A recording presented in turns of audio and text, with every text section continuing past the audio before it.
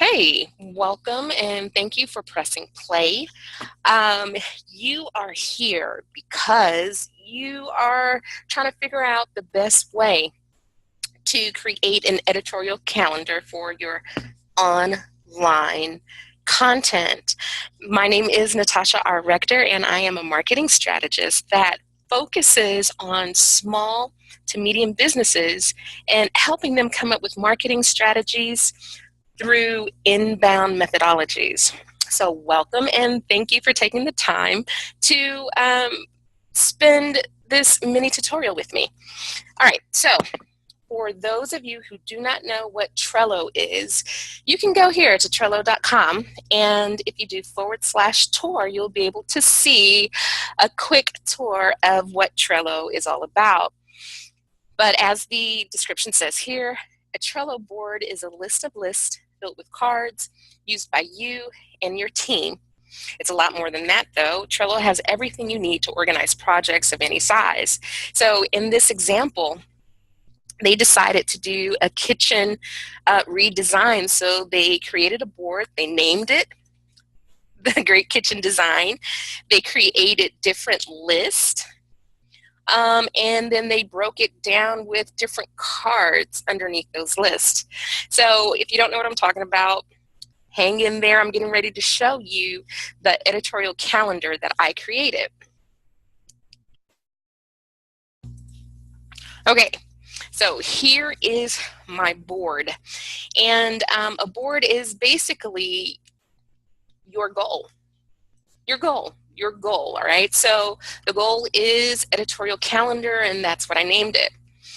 Now, I want to share with you what these things are, these gray boxes. These gray boxes are called list, right?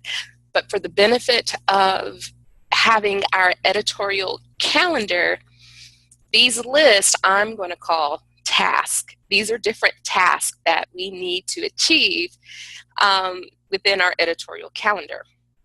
But as you see in this first list named content ideas, there's a white card underneath it. Now this card is a way for you to expand more on your task or the other tasks that you need to achieve in order to complete the bigger picture.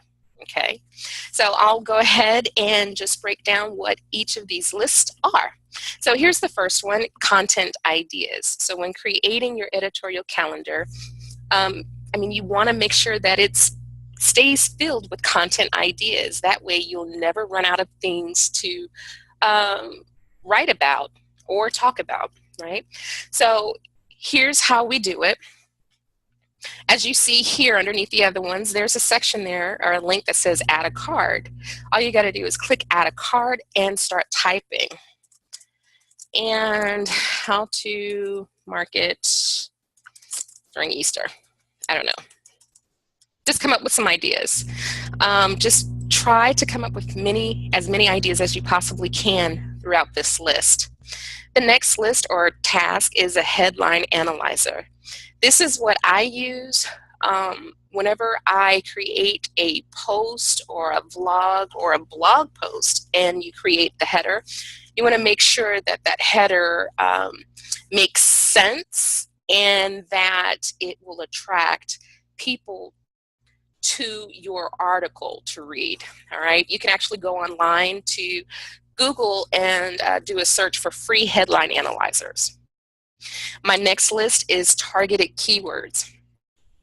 Once I figure out what the content is going to be about, I want to make sure that I'm including keywords that Google loves and keywords that my potential clients are typing up looking for content like mine. The next list, actually the next three lists, they're part of the buyer's journey: awareness, consideration, and decision. Everyone that visits your website will fall under one or three of these categories. You'll receive some people on your site in the awareness phase, which means they know that they have a problem, but they really don't know how to articulate it. They're not sure what the problem is. They'll fall along the consideration phase. This is the stage where they know what their problem is. They just need help trying to find some solutions. And then the last stage is the decision phase. These are the people who already know what the problem is. They already figure out their options. They're just ready to buy, okay? The next list is the call to action. You always want to guide your readers or your listeners to the next step in your buyer's journey or in your sales funnel. So this is the section where you're telling them where you want them to go next. Then the next list I have is the published list. Then the day after publish, week after publish, month after publish, and repurpose. So let's go back to the very first list here, or the task, and I'll show you the workflow and how it works, okay? So you decide what idea from your content idea task or your list that you want to work with first. All you do is click and drag to the next task, which is the headline analyzer. And again, as I mentioned, just go to Google, type up free headline analyzer, and type up a headline and see if it works for you. But once you're done with that task, then you're going to drag this to targeted keywords. Once you move it to targeted keywords, this is where you're wanting to click on the card. When you click on the card, you can see it's telling you what list it's currently in. Again, it's showing you that you're in targeted keywords. Now, all you have to do is click on edit the description. So let's see, the content idea is how to continue marketing during the holidays. So maybe if I had done some research, which I know that you will when you're coming up with your content ideas, you're going to figure out what are the main keywords your online visitors are using to locate information that you're providing. So let's say in this example, they're using making money over the holidays. Okay. Let's say that these are the keywords that they're using. So what I'm going to do is, as you saw, I'm going to click edit, type in the description, and hit save. That's letting me know that once I complete my article and I publish it, I'm going to go into my keyword section or my tag section in my content managing system, such as WordPress, and I'm going to type those words. Okay, but since we're here, I just want to give you a little tour of what we're all seeing. You'll be able to see the activity for each card. All you have to do is click. It shows that I created this card an hour ago. It shows that I moved this card from content ideas to headline analyzer 2 minutes ago. And then it shows that I moved this card from headline analyzer to targeted keywords, which is right here as we're currently in. As you look over here to the right, you're able to add members. Let's say if you are working with an editor, you can click that and add their email address. If you created labels, which I have, you just click that. Now, I've created labels titled the different social media platforms that I plan to use in my editorial calendar. You can choose to create whatever labels you want, but just as long as you do, and I'll tell you why. So we already know my content idea, again, how to continue marketing during the holidays, right? Well, I got to figure out where do I want to share this piece of content.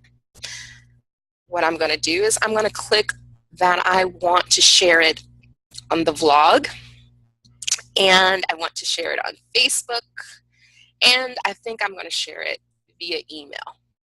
Now, if you notice, each time I clicked on one of those labels, it highlighted and assigned a label to my content idea. So once you're done with that, you just X out of that. You can create a checklist if you like for this editorial calendar. There's no need for me to add a checklist to it, but if you want to, you can click it. Excuse me. And then you have the ability to choose a due date, which I highly suggest you do. So let's say I want to publish this article tomorrow,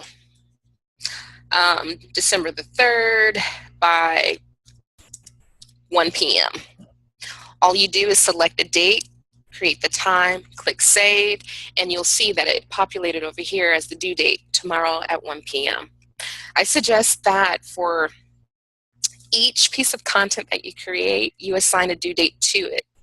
That way, you can hold yourself accountable and you'll receive a notification. You can even go as far as assigning each task in your editorial calendar a due date so that you can always make sure you're not missing a beat. Okay. They also have the option of adding an attachment, which I don't need to do, but again, if you want to do it, you can do it. Here's a section to add a comment. This is great if you're working with the team. And those are really the only things that I focus on within this, but you will have the opportunity to click and press on buttons to figure out what works for you. But I'm done with this section, so I'm going to go ahead and X out. So as you see, this card or my content idea has 3 different color labels on them.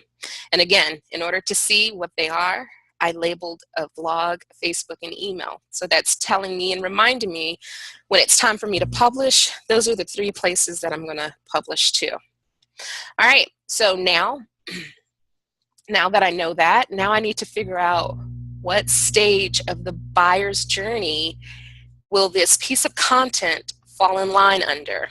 All right, so how to continue marketing during the holidays. I think that would fall under the consideration stage. The reason being is they already know what their pain point is. They need to make money, right? So right now they're just trying to figure out what the solution is. So I'll know that this piece of content that I'm creating will help the people who know what they want but just need help and some solutions. I know that this piece of content will help them. But I don't want you to stop there. Because this piece of content is going to help them, you need to come up with some content to help the awareness stage as well as the decision phase, decision stage, right? Because not everyone that comes to your website, they're not going to fall in the consideration stage. You want to be able to have a conversation with everyone that lands on your page. All right. Now, this is the section 2. Once you decide what stage that your content is under, this is where you should take a break and focus on your article and content creation. Right? So once you're complete and you know that your article or your piece of content makes sense underneath this stage and it's going to help whomever reads it, then it's time for you to figure out the call to action. So what you're going to do is click on that card, drag it to your call to action. Now, this is where you would click on the card again. And just like we did for the targeted keywords, click on the description and type call to action. Now think of this, where do you want them to go to next? Maybe you want them to register for a workshop. Or maybe your call to action is for them to sign up for your newsletter. Or maybe your call to action could be to register for your membership program. But you get the point. You want to tell them what is the next step. What's the next step you want for them to take? The purpose of this is that you want to make sure that you guide them in each stage of your marketing and sales funnel. This is just the next step. So once you figure out what that call to action is and add the URL, then you can click save. Once you're done with that, just make sure that you have that call to action in the content that you just wrote, right? So once you're done with that and you're ready and you've published it, you're just going to drag it and click the publish. Now what I would do, because of the next card, or I'm sorry, the next list that we have, it says day after publish, go ahead and assign a new due date. Assign a new due date for the next day. The reason why you're doing this, you want to make sure that you're staying in front of your potential customers. You want to stay on their mind, and one of the ways of doing that is being consistent and posting on the social media platforms that they're on. So once you receive the notification to post the next day, create a new due date for you to publish a week after. And that post could be something, hey, if you missed last week's post, make sure you check on how to continue marketing during the holidays along with the URL. Then once you're done with that, assign one more due date for a month after and do the same thing. The last step would be repurpose. So this is where you could possibly, if it was a blog post, maybe you can read it and you could publish a podcast. Or maybe if it was a podcast, you can create a blog post and share that. But make sure that you create a new due date. The repurpose could be like 3 to 6 months out. Okay, so that's the workflow of the editorial calendar. Now, what I would suggest is that you enable the calendar view. Now, the cool thing about the calendar view is that you're able to see things from a bird's eye view. Okay, you can look here and say, oh, okay, I got a vlog that I've got to publish today. I have email, I got a vlog, and a Facebook post that I got to do on Monday. Or if you don't want to do, on Saturday. Or if you decide you don't want Saturday and you want Monday, all you got to do is click, drag, and drop. Okay, so it's a really cool way for you to just get a view and see what you have going on for that day. Also, you can click on these cards and you'll see the activity box. Just like I showed you earlier, it's going to tell you what you've done with this box. It'll tell you where, what list you've brought it into. It'll show you the descriptions, the notes, and comments if you had comments, and due dates, and all of that. Okay, so it's pretty cool feature that I love with Trello, and it's free. Now, one of the things I want to share with you, in order to see this month view or the week view, okay, you have a choice of the month or the week. What you would need to do is click on Show Menu. Let me get to the beginning. You click on Show Menu, click on Power Ups, and then look for Calendar and click on Enable. Now, they do have other options that you can upgrade to or enable. They only allow you so many per account. I don't remember how many, but you can go in there and click and check it out. But they have some really good options, so just take a look. But once you enable the calendar view, you can then add this to your Gmail account or whatever calendar that you use. All right, so yeah, that's it in a nutshell. All right, now what I would love for you to do is, if you found this mini tutorial helpful, please like it, comment, and share it. And then come back to natasharector.com and subscribe to my email list. And you will receive emails that are full of personality, as well as insights, as well as more tutorials that you will not find on my website. So thanks for your time, and happy holidays, and I will see you soon.